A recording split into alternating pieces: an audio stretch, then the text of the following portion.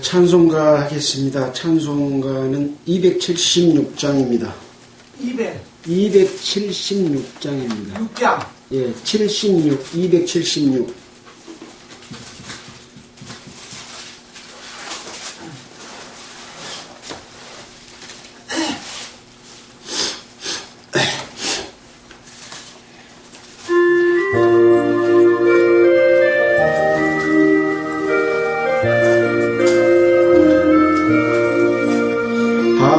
하나님의 진리 등대 길이 빛나니 우리 뜻도 등대되어 주의 사랑 비추세. 우리 작은 불을 켜서 험한 바다 비추세. 물에 빠져 건져내어 살리세. 죄의 밤문 깊어가고 성난 물결 설렌다. 어디 뜰빛 없는가고 찾는 물이 많구나. 우리 작은 불을 켜서 험한 비추세. 물에 빠져 헤매느니 건져내어 살리세. 너의 등불 돋우어라. 거친 바다 비춰라. 빛을 찾아 헤매느니 생명선에 건져라. 우리 작은 불을 켜서 험한 바다 비추세. 물에 빠져 헤매느니 건져내어 살리세.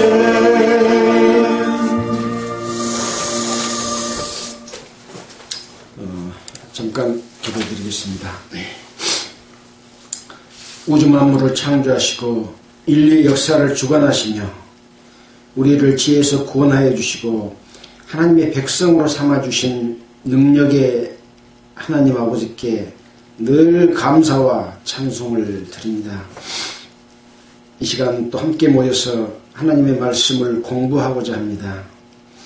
우리 각자의 마음과 생각을 아시는 주님, 하나님 앞에 드러날 것은 아무도 없습니다. 우리 연약한 인간들의 마음을 주님께서 성령의 역사심 가운데 순종할 수 있는 마음으로 바꿔주시고 오직 하나님의 뜻을 따라서 사는 그러한 성도들이 되도록 주님 인도해 주시기를 원합니다. 오늘의 기록된 말씀의 내용을 일깨워 주시고 그 말씀을 본받아서 마음에 새겨서 교훈을 삼아 영생의 삶을 얻는 데 부족함이 없도록 지켜주시기를 원합니다. 처음부터 끝까지 주님 인도하옵소서. 우리를 꺼내주신 예수님 이름으로 기도드렸습니다.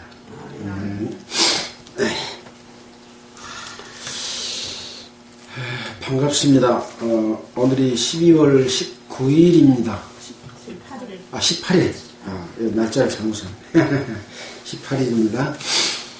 오랜만에 고흥에 눈이 왔습니다. 그래서 저는 약간 높은 데 살아가지고 미끄러워서 걸어 내려와서 다른 차를 타고 이렇게 왔습니다. 오랜만에 눈이 쌓이니까 굉장히 온 천지가 하얗게 이렇게 덮여 있어가지고 그 길에 지저분한 것들이 하나도 안 보이고 쫙 덮여져서 너무 깨끗해서 좋구나 그런 생각을 했습니다. 좀 미끄러워서 불편하긴 하지만 아무튼 또 이렇게 감기 걸리시고 또 코로나 때문에 어려움 겪는 사람들도 있고 합니다. 늘 건강이 첫째거든요. 그래서 건강해야만이 또 하나님의 말씀 공부하고 살아가는 데 있어서 큰 힘이 되리라고 생각이 됩니다. 우리는 계속해서 성경을 한 권 한 권씩 공부를 하고 있습니다. 창세기부터 사사기 13장까지 공부를 했고 오늘은 사사기 14장을 할 차례입니다. 그동안에 배웠던 말씀을 통해서 우리는 하나님이 이스라엘 백성들을 택하고 구원해내고 인도하시는 과정 가운데서 자기 백성을 어떻게 인도하고 계시는가, 자기 백성이지만 어떤 사람들 가운데 함께 하시고 어떤 사람들에게는 오히려 벌과 징계로 이렇게 백성에서 끊어버리기도 하고 죽여버리기도 하고, 그래서 결국 하나님의 뜻에 합당치 않는 자들을 하나님은 함께 하시지 않는구나 하는 하나님의 그 두려움과 엄격함, 이런 것을 우리는 공부를 했습니다. 이러한 내용들이 그냥 성경에 기록된 이야기고 구약 성경의 내용으로서 끝나는 게 아니라 바로 우리에게 하나님의 백성인 성도들에게 주는 교훈이고 그것이 거울이 되는 거죠. 그래서 우리는 이 교훈을 따라서 사는 삶을 살기 위해서 계속해서 공부를 하고 있습니다. 사사기의 오늘은 이제 삼손인데요. 그동안에 우리는 사사기의 몇 분의 사사들을 경험했습니까? 맨 처음에 사사 온니엘은 40년 동안 이스라엘 백성들을 이끌었습니다. 그 다음에 에웃은 80년, 그 다음에 삼갈은 몇 년이라고 나와 있지 않죠. 드보라는 선지자인데 40년을 이스라엘 백성들을 이끌었고, 그 다음에 기드온, 아비멜렉은 하나님의 사사라고 하기보다는 이스라엘을 다스린 통치자의 한 사람으로서 처음부터 악한 마음으로 자기 형제들 70명을 죽이고 사사가 된 왕의 위치에 오르는 그런 아주 나쁜 그런 아비멜렉도 사사기에 기록이 되어 있지 않습니까? 그 다음에 돌라, 야일, 입다, 입산, 엘론, 압돈, 그 다음에 이 삼손이 우리 사사로서는 마지막 자리에 위치하고 있는 그런 상황이거든요.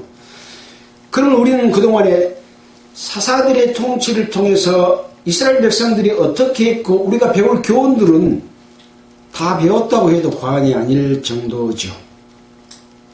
이것은 사사기에만 있었던 내용이 아니고 출애굽기, 레위기, 민수기, 신명기, 여호수아까지 똑같이 하나님의 인도하심 속에서 하나님의 뜻을 거역하고 하나님의 뜻을 순종하고 하는 것들을 배워왔습니다.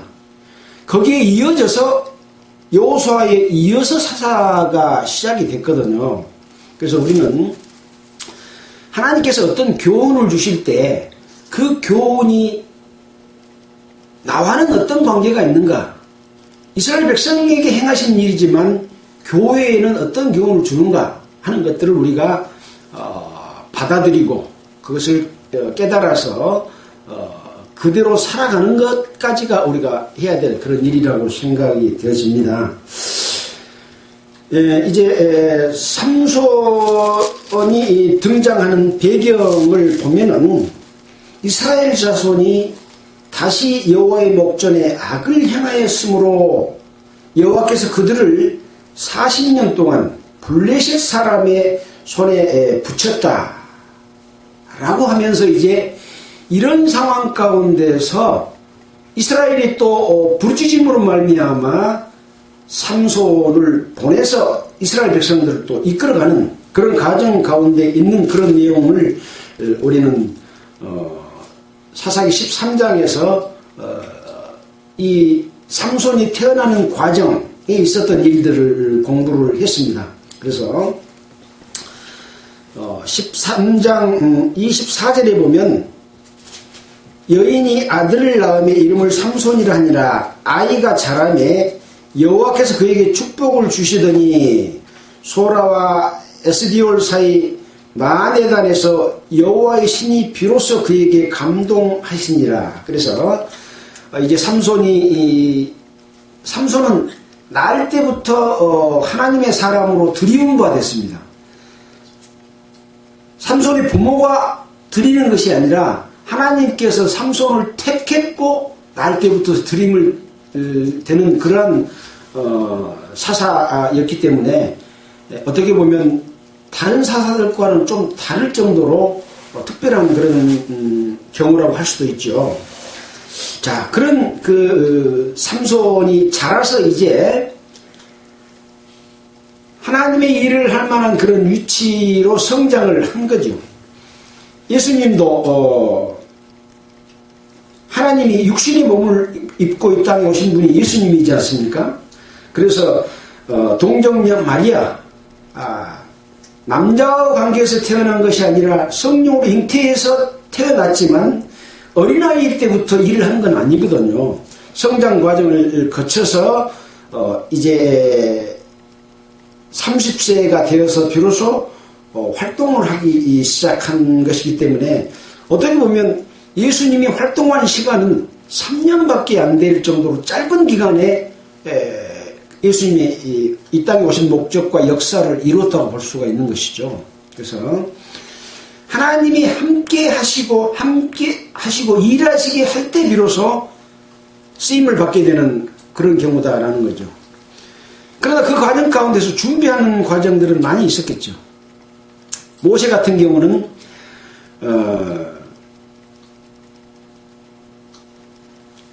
왕궁에서 자라가지고 40년 동안을 성장하면서 왕이 될 수 있는 능력을 가졌지만 나와서 자기 백성을 돌보려고 하다가 사람을 쳐 죽여서 그걸로 인해서 미디안으로 도망가서 40년을 미디안에서 피해 살다가 80세가 됐을 때 하나님께서 부르셨습니다.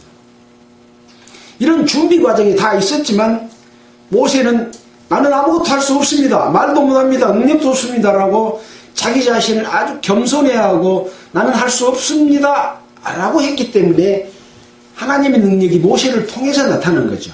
모세의 능력으로 한 게 아니라고 하는 것을 거기서도 보여주고 있습니다.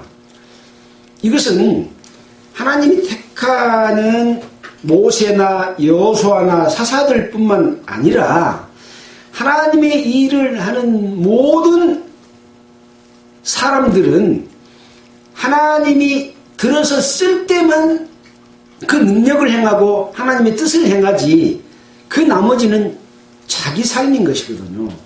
그래서 하나님이 함께 하시지 않는 사람은 옛날에 또는 성장 과정에서 어떤 일을 했다고 할지라도 그 자체가 하나님의 능력을 발휘한 것하고는 다른 것이기 때문에 이것을 우리는 성경 가운데서 잘 구분해야 되고 또 교회 가운데서도 그걸 잘 구분해야 된다.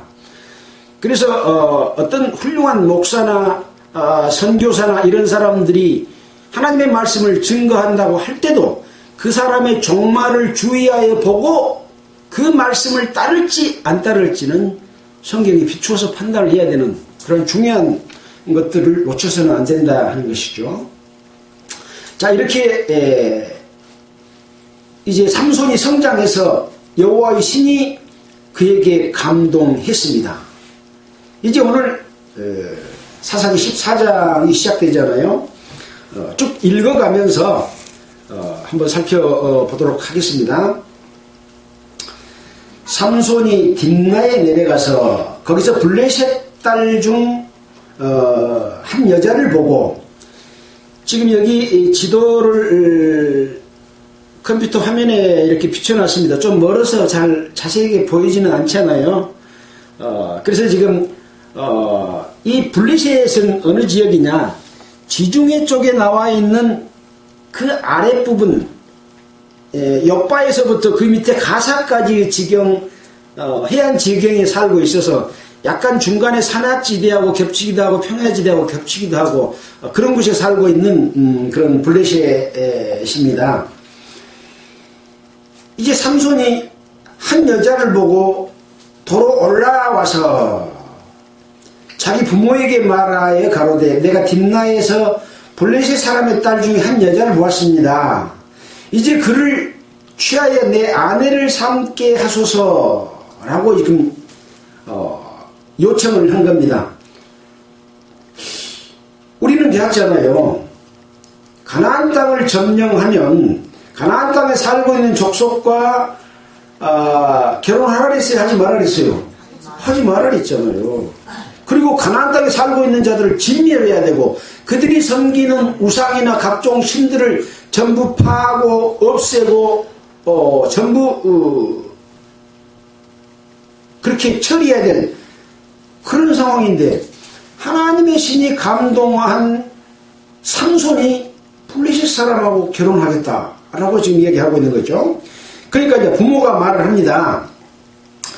네 형제들의 딸 중에나 내 백성 중에 어찌 여자가 없어서 네가 할례 받지 아니한 블레셋 사람에게 가서 아내를 취하려고 하느냐 라고 말을 하지만 삼손은 아버지에게 말하기를 내가 그 여자를 좋아하오니 나를 위하여 그를 데려오소서 이렇게 말을 합니다. 여기 이제 표현이 조금 차이가 있습니다. 킹제임스에 보면 내가 그 여자를 좋아하오니 그렇게 안 되어 있고 그녀가 나를 매우 기쁘게 하니 이렇게 번역상에 약간 차이가 있습니다. 아무튼 그 여자를 만났는데 그 여자가 삼손을 기쁘게 했다. 그리고 또 삼손도 그 여자를 그 기쁘게 해준 것을 좋아해서 결혼하겠다라고 하는 마음을 굽히지 않는 것이죠. 그러면서 데려오소서라고 했는데 킹제임스에는 얻어 주소서라고 말을 하고 있습니다. 자, 이때 블레셋 사람이 이스라엘을 관할한 거로 삼손이 틈을 타서 블레셋 사람을 치려함이었으나 그 부모는 이 일이 여호와께로서 나온 것인 줄 알지 못하였더라. 이 킹제임스에는 어떻게 되어 있냐면 주께서 팔레스타인을 칠 계기를 찾으셨으니 이는 팔레스타인들이 이스라엘을 다스렸음이더라. 그렇게 표현을 하고 있어서 훨씬 더 정확하게 인식하기 좋은 그런 번역으로 되어 있습니다. 어찌됐든지 이 블레셋은 팔레스티나입니다. 지금 지금 팔레스타인인들이 지금 항상 이스라엘하고 대적하면서 말썽을 일으키잖아요. 그 사람들인 거죠.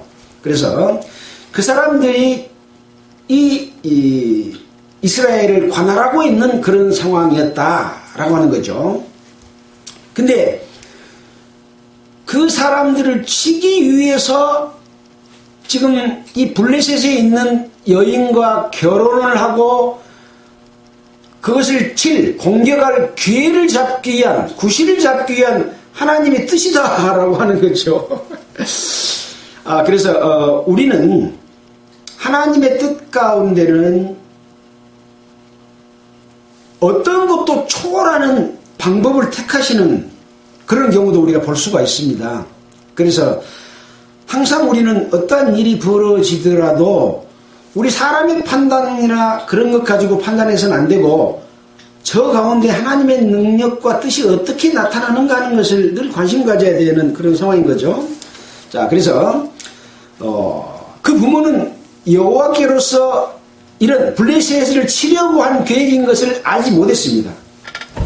5절에 삼손이 그 부모와 함께 딥나에 내려가서 딥나의 포도원에 이른즉 어린 사자가 그를 맞아 소리치는 지르는지라. 삼손이 여호와의 신에게 크게 감동되어 손에 아무것도 없어도 그 사자를 염소 새끼를 찢은 같이 찢었으나 그는 그 행한 일을 부모에게도 고하지 아니하였고, 아마 어린 사자인데 어느 정도 성장했는지는 모르지만 이 사자를 이 삼손이 잡아가지고 그것을 찢었다라고 이렇게 표현이 되어 있습니다. 나와 있습니다. 그러나 그것을 자기 부모에게 말하지 않았습니다. 그가 내려가서 그 여자와 말하며 그를 기뻐하였더라. 킹제임스에 보니까 그가 내려가서 그 여자와 이야기하니 그 여자가 삼손을 매우 기쁘게 하였더라. 좀 상당히 표현이 다르게 번역이 되어 있습니다. 아무튼 여자가 삼손에게 아주 기쁘게 해주는 그런 상황이고, 삼손은 그것을 좋아하는 그런 상황이라고 볼 수 있습니다. 얼마 후에 삼손이 그 여자를 취하려고 다시 가더니 돌이켜서 그 사자의 죽은 시체를 보니까 사자의 몸에 벌떼와 꿀이 있는지라. 그래서 이제 손으로 그 꿀을 취해서 걸어가면서 먹고 그 부모에게도 그것을 드려서 먹게 하였으나 그 꿀이 사자의 몸에서 나왔다고 하는 것은 말하지 않았습니다. 자, 이렇게 해서 10절에 보면 삼손의 아비가 여자에게로 내려가매 삼손이 거기서 잔치를 배설하였으니 소녀는 이렇게 행하는 풍속이 있음이더라. 그러니까 이 여자를 데리고 가면 신랑 되는 남자 쪽에서 가서 잔치를 배설하는 풍속이 있었다. 그래서 잔치를 배설을 했습니다. 그러니까 그 사람들이 무리가 삼손을 보고 30명을 데려다가 동물을 삼아 그와 함께하게 한지라. 이 무리는 누구겠습니까? 팔레스타인에 있는 이 블레셋인들이 30명을 동물을 삼게 해줬다, 그런 얘기입니다. 그래서 이제 삼손이 그들에게 이제 수수께끼 하나를 냅니다. 내가 너희에게 수수께끼를 하리니 잔치하는 7일 동안에 너희가 그것을 풀어서 내게 고하면, 알려주면, 수수께끼를 풀면 내가 배옷 30벌과 겉옷 30벌을 주겠다. 만약에 너희가 수수께끼를 풀지 못하면 배옷 30벌과 겉옷 30벌을 나한테 달라. 이런 숙제를 냅니다. 왜 이런 숙제를 내겠어요? 뭔가 그 사람들과의 좋은 관계가 아닌 구실을 찾기 위한 함정을 파는 것이라고 볼 수가 있겠죠. 아까 그랬잖아요. 주께서 팔레스타인을 칠 계기를 찾으셨으니 라고 하는 것과 같은 그런 의도로 이렇게 수수께끼를 냈다고 볼 수 있습니다. 자, 그래서 어떤 수수께끼를 내느냐. 삼손이 그들에게 이르되 먹는 자에게서 먹는 것이 나오고 강한 자에게서 단 것이 나왔느니라.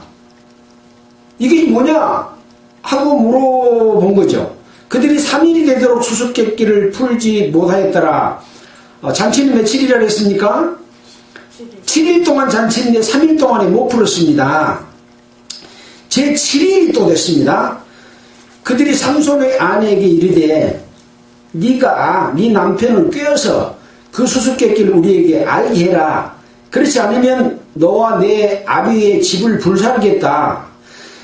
너희가 우리의 소유를 취하고자 하여 우리를 청하였느냐? 그렇지 아니하냐? 하고 협박을 하면서 이 삼손의 아내에게 삼손을 꼬여서 그 답을, 수수께끼의 답을 내놔라. 그래 안 하면 불살려버리겠다. 이렇게 이제 협박을 한 거죠. 삼손의 아내가 그의 앞에서 울며 가로되 당신이 나를 미워할 뿐이요 사랑치 아니하는도다. 우리 민족에게 수수께끼를 말하고 그 뜻을 내게 풀어 이르지 아니하도다. 삼손이 그에게 대답하되 보라 내가 그것을 나의 부모에게도 풀어 고하지 아니하였거든 어찌 그대에게 풀어 이르리요. 이렇게 말을 했습니다. 그러니까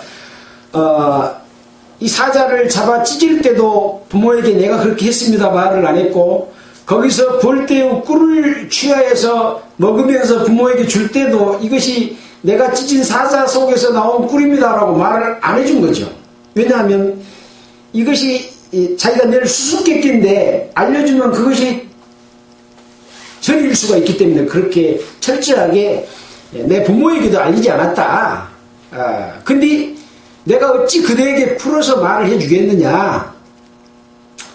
자, 17절에 보면 이제 7일 잔치할 동안에 그 아내가 앞에서 울며 강박함을 인하여 제7일에는 그가 아내에게 수수께끼를 풀어 이름에 그 아내가 그것을 그 민족에게 고했더라. 그러니까 잔치할 그 내내 삼손 앞에서 아내가 울며 여기 강박함이라고 했는데 몹시 괴롭힌다 그런 뜻을 강박함으로 표현을 했습니다. 몹시 괴롭혀서 도저히 견딜 수 없을 만큼 그런 상황으로 밀어붙이니까 사실대로 이제 수수께끼를 말을 해줬습니다. 그러니까 아내가 자기 민족 족속인 블레셋 그 사람들에게 그 수수께끼를 일러준 거죠. 제7일 해지기 전에 일주일 안에 풀어야 되니까 해지기 전에 이제 답을 내야 되는 거죠. 성읍 사람들이 삼손에게 이르되 무엇이 꿀보다 달겠으며 무엇이 사자보다 강하겠느냐 이렇게 답변을 해버린 거죠. 그러니까 그 꿀이 무엇인지 그것이 어디서 나왔는지 라고 하는 것을 답변을 했습니다. 그러니까 삼손이 뭐라고 말하겠습니까? 너희가 내 암송아지로 밥 깔지 아니하였다면 나의 수수께끼를 능히 풀지 못하였으리라 하니라. 그러니까 이 블레셋 이 사람들이 이 친구들이 자기 아내를 밥 깔아서 그 말을 수수께끼의 답을 얻었기 때문에 풀었다. 그렇지 않으면 능히 풀지 못했을 것이다. 이렇게 말을 했습니다. 그렇지만 여호와의 신이 삼손에게 크게 임하심에 삼손이 아스글론에 내려가서 그곳 사람 30명을 쳐 죽이고 노력하여 수수께끼를 푼 자들에게 옷을 주고 심히 노하여 아비 집으로 올라갔고, 그러니까 이 아스글론으로 내려가서 그곳 사람들을 죽이고 거기서 이 옷을 뺏어 와가지고 이제 약속한 수수께끼를 푼 자들에게 주고 삼손이 심히 노해서 아비 집으로 올라갔다 그랬습니다. 20절에 보니까 삼손의 아내는 삼손의 친구 되었던 그 동무에게 준바되었더라. 누가 줬을까요? 삼손이 줬을까요? 누가 줬을까요? 뒤에 읽어보시는 분들은 알죠. 자기 아내를 그 친구를 아까 몇 명 삼았다 그랬습니까? 30명을 데려다가 동물을 삼게 했잖아요. 그 친구 중 한 사람에게, 이것도 복수가 아니고 단수잖아요. 그 동무에게 준바되었더라 라고 기록을 하고 있습니다. 자, 이렇게 해서 이제 14장이 끝납니다. 15장에 보니까 얼마 후 밀 거둘 때에 삼손이 염소 새끼를 가지고 그 아내에게로 찾아가서 가로되 내가 침실에 들어가 아내를 보고자 하노라 라고 말하지만 장인이 들어오지 못하게 했습니다. 여기 내가 침실에 들어가 아내를 보고자 하노라 라고 했는데 킹제임스에는 아내에게 들어가겠노라 라고 이렇게 표현을 해서 실질적으로 이렇게 또 표현을 강하게 해주고 있습니다. 근데 장인이 못 들어오게 하는 겁니다. 그러면서 네가 그 아내, 그를 심히 미워하는 줄로 내가 생각한 거로 아까 그랬잖아요. 심히 노하여 아비 집으로 올라갔다 라고 하는 상황을 이제 자기 아내의 아버지 장인은 자기 그 수수께끼를 알려줘 버렸기 때문에, 답을 알려줘 버렸기 때문에 심히 미워하는 걸로 그렇게 생각하고 그를 네 동무에게 주었노라. 그 동생이, 그러니까 처제가 그보다 더 아름답지 아니하냐, 청하노니 너는 그의 대신에 이를 취하라 라고 그 여동생을 주겠다 라고 이렇게 제안을 합니다. 삼손이 그들에게 이르되 이번에는 내가 블레셋 사람을 해할지라도 그들에게 대하여 내게 허물이 없을 것이니다 이렇게 말을 합니다. 그러니까 자기 아내를 뺏어서 블레셋 사람에게 줘버렸고 또 아내는 수수께끼를 일러줘가지고 자기가 의도한 바대로 가지 않는 이런 상황을 너희들이 스스로 행했으니까, 장인도 그렇게 했으니까 이제 내가 블레셋 사람을 해야 할지라도 또 팔레스타인 사람을 불쾌하게 할지라도 나에게 허물이 없을 것이다. 그들에 대하여는 나는 그들보다 흠이 덜하리라. 킹제임스는 또 그렇게 번역을 했습니다. 그래서 너가 잘못한 것이 더 크지 내가 잘못한 것이 크지 않다 라고 이렇게 말을 하면서 블레셋 사람들을 칠 구실을 찾아낸 거죠. 어떻게 보면 참 억지 같기도 합니다. 그러나 블레셋 사람들과 함께 할 수 없는 거죠. 그런 상황이 벌어졌습니다. 삼손이 여우 300마리를 붙들어서 그 꼬리와 꼬리를 서로 이렇게 메고 그 중간에다가 회를 취하여서 두 꼬리 사이에 회를 달고 회에 불을 켜고 그것을 블레셋 사람의 곡식밭으로 몰아들여서 곡식단과 아직 배지 아니한 곡식과 감나무를 사른지라. 그러니까 여우 300마리를 붙들어 가지고 꼬리와 꼬리를 맸으니까 150조가 됐겠죠. 그 사이에다 횃불을 달아서 곡식밭으로 밀어였습니다.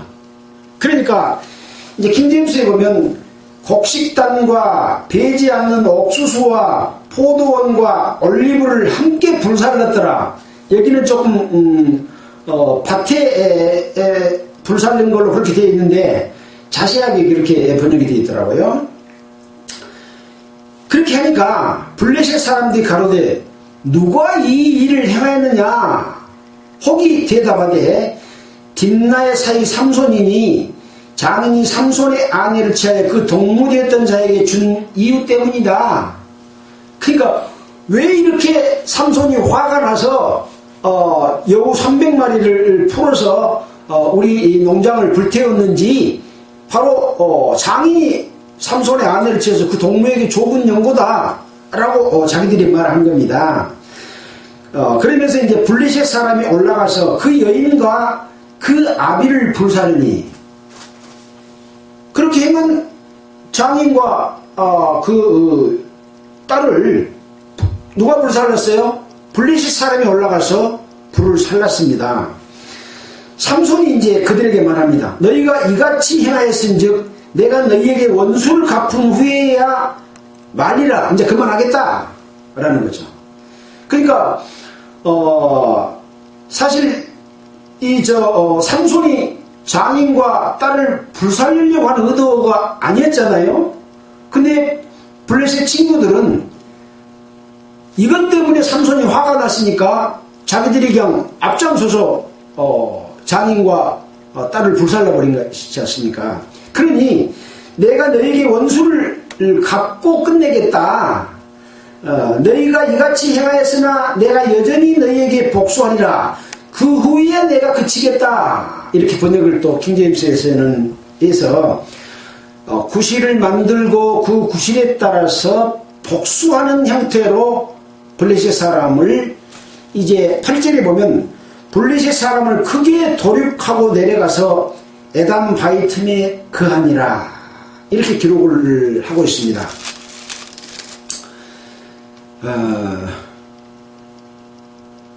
9절에 이에 블레셋 사람이 올라와서 유다의 진을 치고 레이의 편만한지라. 이제 블레셋과 이 삼손과의 사이에 전쟁이 벌어질 상황이 있지 않습니까? 그래서 유다 사람들이 가로되 너희가 어찌해서 올라와서 우리를 치려고 하느냐?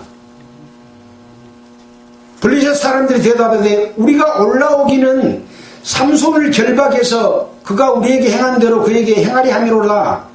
유다 사람들이 그렇게 말을 합니다. 그러니까 전쟁 상황이 이렇게 벌어지게 되니까 삼손을 잡아다가 블레셋 사람한테 데려다 주려고 유다 사람들이 삼손에게 와서 이렇게 이야기를 하는 거죠. 11절에 유다 사람 3,000명이 에담 바위 틈에 내려가서 삼손에게 이르되 너는 블레셋 사람이 우리를 관하는 줄 알지 못했느냐? 그러니까 지금 상황은 블레셋 사람들의 통치하에 이스라엘 사람들이 거기에 살고 있었다는 것을 알 수가 있죠. 그래서 우리 치리자가 된 줄 알지 못했느냐? 왜 이런 짓을 행했느냐? 이같이 행하였느냐? 라고 삼손을 질책한 거죠. 그러나 이렇게 행한 것은 지금 누구 뜻이라고 했습니까? 아까 여호와께로서 나온 것인 줄 알지 못하였더라 라고 했던 것처럼 이런 상황이 지금 벌어지고 있는 것은 하나님이 신이 감동한 삼손을 통해서 하나님의 뜻이 지금 진행되고 있는 과정인데 유다 사람들은 그 뜻을 알지 못하고 삼손을 잡아다가 거기다가 주려고 하는 거죠. 자, 그래서 삼손이 이제 그 유다 사람들에게 말을 합니다. 그들이 내게 행한 대로 나도 그들에게 행했다. 내가 원수를 갚아준 것일 뿐이다. 그들이 삼손에게 이르되 우리가 너를 결박하여 블레셋 사람의 손에 붙이려고 이제 왔기 때문에 삼손이 그들에게 이르되 너희는 친히 나를 치지 않겠다고 내게 맹세해라. 잡아다가 죽이만 하지 나를 죽이겠다고 해치겠다고 하지 마라 하고 맹세하라. 그렇게 말을 합니다. 그들이 삼손에게 말을 합니다. 아니라 우리는 다만 너를 단단히 결박하여 그들의 손에 붙일 뿐이요 우리가 결단코 너를 죽이지 아니하리라 하고 세 줄이 아니라 세 줄이죠. 세 줄 둘로 결박하고 바위 틈에서 그를 끌어내니라. 아까 그 에담 바위 틈에 지금 블레셋 사람들을 크게 도륙하고 에담 바위 틈에 있는데 유다 사람들이 이제 블레셋 사람이 진을 치고 유다를 공격하려고 하니까 삼손을 잡아다가 주려고 하는 그런 상황인 거죠. 바위틈에서 그를 끌어냈습니다. 14절입니다. 삼손이 네이의 이름에 블레셋 사람이 그에게로 마주 나가며 소리 지르는 동시에 여호와의 신이 권능이 삼손에게 임함에 그 팔 위에 줄이 불탄 삼과 같아서 그 결박되었던 손에서 떨어진지라. 삼손이 나귀의 새 턱뼈를 보고 손을 내밀어 취하고 그것으로 1,000명을 죽이고 가로되. 그러니까 중간에 이제 레이에 이르렀을 때 이제 블레셋 사람들이 팔레스타인들이 그를 치려고 소리치자. 킹제임스는 그렇게 번역이 돼서 더 정확하게 번역이 된 것 같아요. 그를 삼손을 치려고 소리를 치자. 그 동시에 여호와의 신의 권능이 삼손에게 임해서 묶었던 팔의 줄을 끊어버렸습니다. 그리고 삼손이 나귀의 새 턱뼈를 보고 손을 내밀어서 그 나귀의 뼈를 취하고 그 나귀 턱뼈로 1,000명을 죽이고 이제 말을 합니다. 나귀의 턱뼈로 한 더미 두 더미를 쌓았으며 나귀의 턱뼈로 내가 1,000명을 죽였도다. 말을 마치고 턱뼈를 그 손에서 내어 던지고 그곳을 라만네이라 이름하였더라. 라만네이는 뭐라고 되어 있습니까? 턱뼈의 산이다. 턱뼈로 쳐 죽였던 이제 블레셋 사람들을 모아서 산이 되는 그런 턱뼈의 산이다. 라만네이라 이렇게 이름을 했습니다. 삼손이 이제 이 산처럼 1,000명을 죽이고 나니까 심히 목이 말라서 여호와께 불을 지집니다. 주께서 종의 손으로 이 큰 구원을 베푸셨사오나 내가 이제 목말라서 죽어서 할례받지 못한 자의 손에 빠지겠습니다. 혼자서 1,000명을 죽일 정도로 힘을 많이 썼으니 목이 엄청 탔겠죠. 그래서 내가 목이 말라서 죽어서 이 팔레스타인 할례받지 못한 자의 손에 빠지게 됐습니다. 그래서 하나님이 내의 한 우묵한 곳을 터치시니 물이 거기서 솟아나온지라. 삼손이 그것을 마시고 정신이 회복되어 소생했습니다. 그래서 그 샘의 이름을 에낙고레라 라고 이름을 붙였고 이 샘이 내에 오늘까지 있더라. 이 오늘까지 있더라는 말은 언제까지 있었던 말입니까? 이 사사기를 기록할 당시까지 있다. 그런 이야기인 거죠. 그래서 사사기의 기록은 기간은 BC 1380년에서부터 BC 1045년 335년간의 그 내용을 기록했지만 기록은 BC 1004년에 기록을 해서 BC 1004년 기록할 당시까지 이 에낙고레라고 하는 셈이 레이에 있더라, 그런 내용인 거죠. 그래서 블레셋 사람의 때에 삼손이 이스라엘 사사로 20년을 지내었더라, 이런 내용이 사사기 14장과 15장에 기록이 되어 있습니다. 어떻게 보면 이 삼손은 이제 하나님의 말씀대로 하면 블레셋 사람하고 결혼을 안 해야 되는데도 불구하고 하나님의 인도하심으로 결혼하고 구실을 찾아서 블레셋을 치는 그런 기회를 갖고 하나님이 함께 하신 그런 상황이었습니다. 그래서 자기 민족들도 그것을 알지 못하고 오히려 삼손을 묶어서 데려다 줬지만 하나님이 함께 하심으로 말미암아 블레셋 사람의 1000명을 죽이는 이런 사례를 살펴보았습니다. 그래서 하나님의 뜻은 사람의 지식과 지혜로서는 판단할 수 없는 부분들이 있기 때문에 때에 따라서는 기다리면서 하나님이 함께 하시느냐 그렇지 않느냐 하는 것들을 살펴봐야 된다라고 하는 교훈을 삼을 수가 있습니다. 자, 이제 그 이후에 이제 삼손이 가사로 내려가게 되고 이제 나중에는 이 그 삼손과 데릴라 이런 내용들이 쭉 기록이 돼서 나옵니다.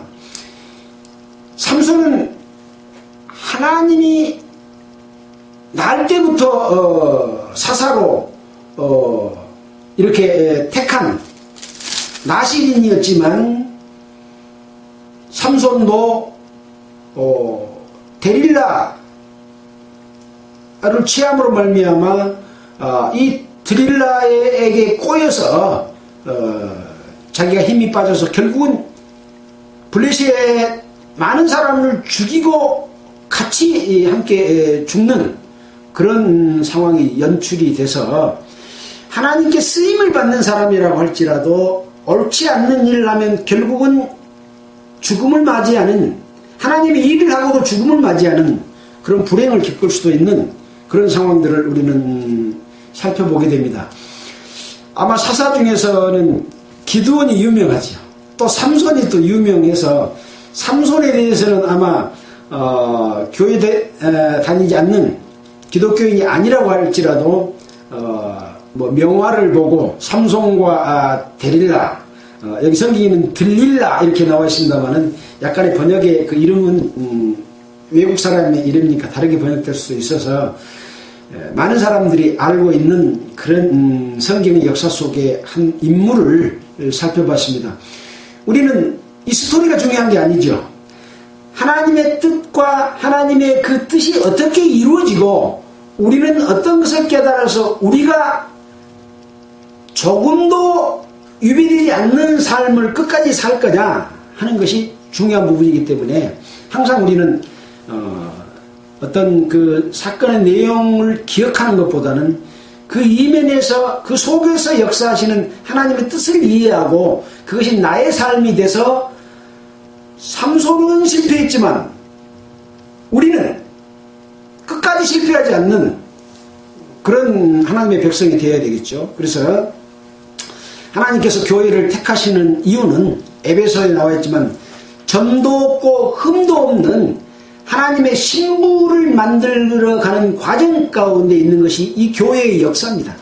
그러나 그동안의 교회의 역사는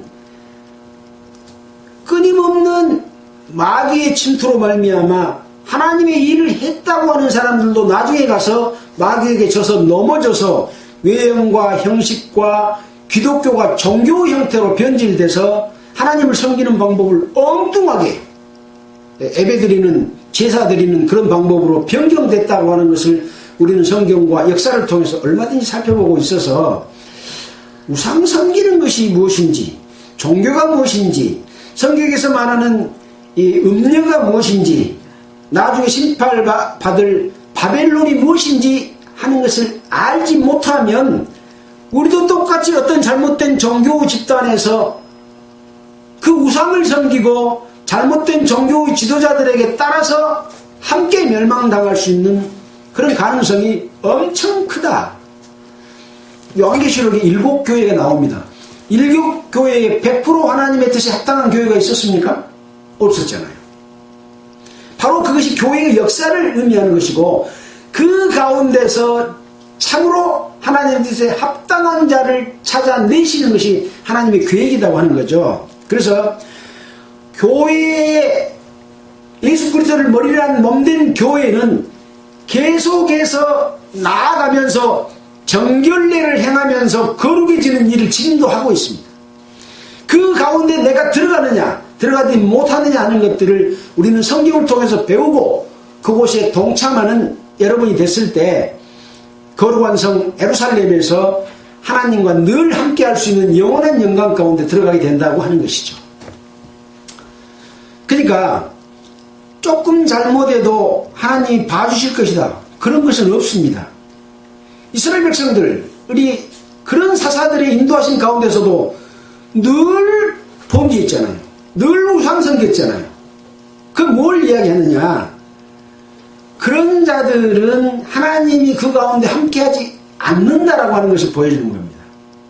그래서 하나님은 완전한 것을 추구하시지 불완전한 것을 추구하지 않는다. 삶 가운데서 완전한 대로 나아가지 않으면 안 된다고 하는 것이 우리 그리스도인의 삶이다 하는 것들을 우리는 이스라엘 백성들을 통해서 하나님이 일하신 것을 통해서 우리는 그것을 배울 수 있어야 된다라는 말씀을 드리면서 오늘 사사기 14장 15장을 마치도록 하겠습니다. 기도드리겠습니다. 하나님 아버지 감사합니다. 기록된 성경 말씀 사사기를 통해서 하나님께서 어떻게 사사들을 통해서 일하시는지, 그리고 이스라엘 백성이지만 하나님의 뜻을 알지 못하는 자들에게 무엇을 일깨워 주시고자 하는지를 배움으로 말미암아 하나님의 백성인 교회에서 성도들이 어떻게 살아야 될 것을 일러주고 계신다는 것을 알게 됩니다. 참으로 하나님 아버지 감사를 드립니다. 함께하는 모든 자들이 한 사람도 마귀의 미혹이나 우상의 꼬임이나 종교의 꼬임에 넘어가지 않고 순전한 예수 그리스도 안에서 거룩한 가운데로 나아갈 수 있도록 지켜주시기를 원합니다. 앞으로 남은 삶도 주님께서 인도해 주시기를 원하며 우리를 권해주신 예수 그리스도 이름으로 기도드렸습니다. 아멘. 찬송가는 168장 하겠습니다.